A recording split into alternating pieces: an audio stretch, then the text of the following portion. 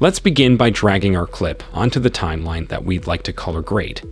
If you select your clip by default, the Lumetri color panel should show up, but if you're missing it, go to Window and select Lumetri Color.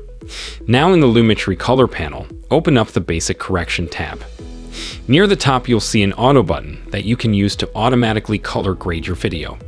Okay, I think this did a really nice job, but we could use this intensity slider to make adjustments to the automatic correction as well. For this, I actually think the high intensity does look better. But if you want to ramp up the intensity even more, you could use the contrast slider down here. If you do add more contrast, be very subtle about it because it can get rid of details, which you probably don't want. Lastly, if you want to compare your changes to the original, you can click this checkbox next to Basic Correction to toggle your color grading on and off. But yeah, that's it for this super quick tutorial. As always, thanks for watching and see you next time.